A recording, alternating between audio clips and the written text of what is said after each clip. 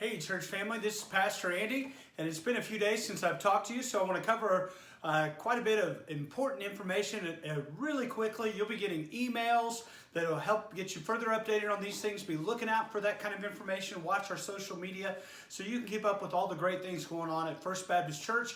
Even though that we're not able to gather to the building, we are doing ministry, meeting needs all over the community all the time right now as the crisis continues to affect people's lives. We are trying to be salt and light of Jesus Christ to our community all around us. First of all, I just want to say how much I enjoyed our Easter services. I know some of you are online. Many of you came to one of our 2 on-campus drive-in services. We had such a great time with that. Got great feedback from you on that. The good news is we're doing it again. We can't do it every week, but we've been given the green light to go ahead and do it on Mother's Day. And so you'll hear more about that. But if you enjoyed it on Easter, or maybe you missed it and you wish you'd done it, put Mother's Day on the calendar. We're going to do it again on that Sunday. One of the things I am excited about our church is that we now have a new opportunity to connect with some of the people who don't have the internet or just maybe aren't real internet savvy to be able to watch our worship service online each week. This Sunday will be the first Sunday that we will have a listen-in feature on the telephone. Some of our senior saints just don't have the technology to watch online, but now they can listen, and they'll get a phone call and say worship is starting.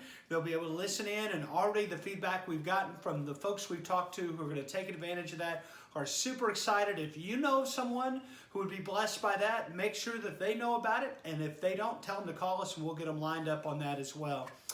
One of the ways that we have already been a huge blessing to our community is through your generosity with our food pantry. Just a few weeks ago, we were serving about 15 families a week, and then it jumped to 57 families. And then last time, we asked you to fill a sack so we could feed families because we found it very difficult to go get food in bulk like we normally do. You were awesome. You brought 112 sacks, which was just what we needed to feed 110 families. We're still not quite available to go and purchase the food like we'd like to, so we need you to do it one more time, again, on April the 22nd, that Wednesday night. Be sure to go to the website. Be sure to read the instructions. It's real important so we can treat every family fairly and that the system is uniform. Follow that list, that shopping list. Thank you so much for doing that. You did an awesome job with that. Also, one of the things we want to do to be a blessing to our community is to reach out to our neighbors. God has strategically placed us all throughout this community, and one of the things that's been on my heart is a way to reach out to my neighbors and for you to reach out to your neighbors. And we just started looking at some ideas as a staff, and we came across something we really liked. And it's really simple. We're encouraging you just to put a note on your neighbor's door. You can't put it in their mailbox, and people really don't want you to knock on the door, and they don't want contact with people they don't know. But to just simply put a note, tape it on their door, and we'll have instructions on how to do that. This is the actual flyer that I'm going to put on my neighbor's door that I've already got printed up to get ready to do that. That just lets them know that I care about them, I'm here for them, and if there's anything that Steve or I can do to pray for them or encourage them, that we would be honored to do that. And we just want to be right now in a point where people are real spiritually sensitive. We want to be reaching out to them and making ourselves available to them. For some of you who might not be able to make a copycat of this with your information on the computer, we're going to have some pre-made door hangers that you just write your name in, and you can contact the church about that. This will be online tomorrow, where you can look at ours and then you can make a version that looks like this, that follows this model, that would be really great to reach out to your neighbors. I'll be excited to hear how my neighbors respond to the outreach and the friendship we've extended to them, and real excited to hear how your neighbors respond as well. Well, we're not only impacting our neighborhoods, we are also impacting the whole world around us. I cannot be prouder of the fact that even though we're in an economic crunch right now, you as a church family have continued to be incredibly generous. In fact, over the last several months, your giving has continued to be so solid and so good, and God is blessing in that.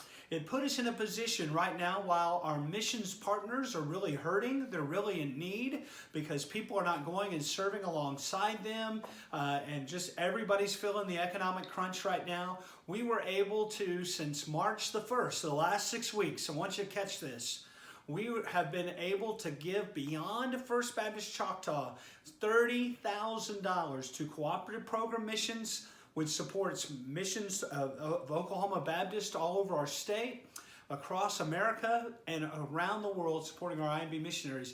We've also been able, as part of that $30,000, to give directly to some of our mission partners, including families from in our church serving on the mission field, to be very generous to them right now, to be supportive of them. And then we're also spending money locally to help people in need in our community right now while everybody's really stretched extra thin. So that would be really generous and really amazing in a time of superabundance, but in a time that things are spread a little thinner. Your generosity has blown us away as a staff, and it has empowered our church to do some really great things for the kingdom with those resources.